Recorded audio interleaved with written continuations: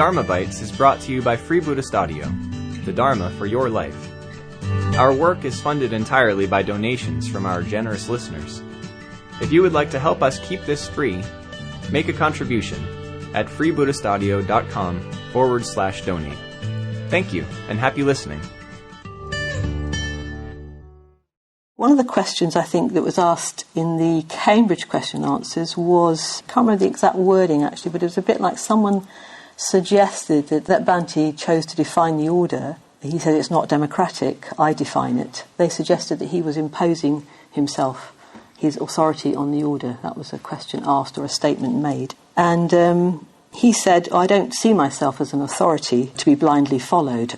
He says this more fully in an interview with the Buddhist Jamie Creswell in Dharma Life in the year 2000, when he's asked directly about the question of his authority in the order. And he says, I don't think of myself as possessing authority. As a result of my own studies and practice, I have a certain understanding of the Dharma and a certain ability to communicate that.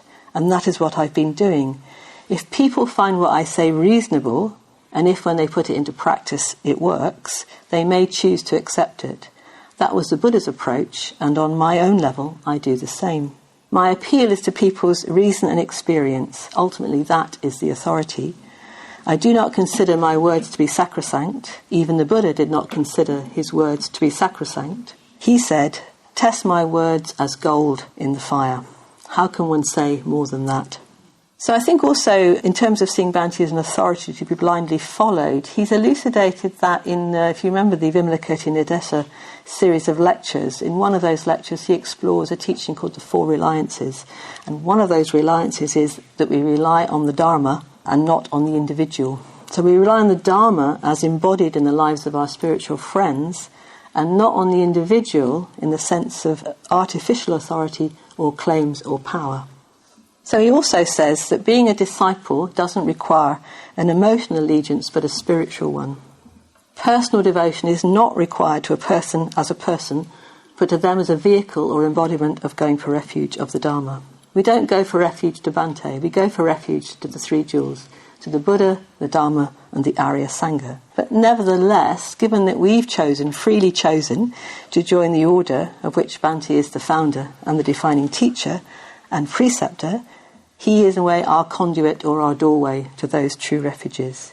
And I think it's in this way that he is a friend. Someone has said we've lost Bhante as a friend. He said he was a friend in the history of my going for refuge. We have to remember he said, I'm the founder, the preceptor, Kalyana Mitra, and friend, all those things. But I think he's a friend in the sense, well, he has got personal friends in the order, obviously, but I think he's a friend in the sense of being the good friend in the Mahayana sense, that he's given us the Dharma, and he's founded the order, and he's taken an interest in the order and us, and in the order's personal growth. And in individuals, you can see that. We hope you enjoyed today's Dharma Bite. Please help us keep this free.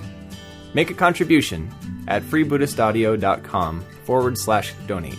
And thank you.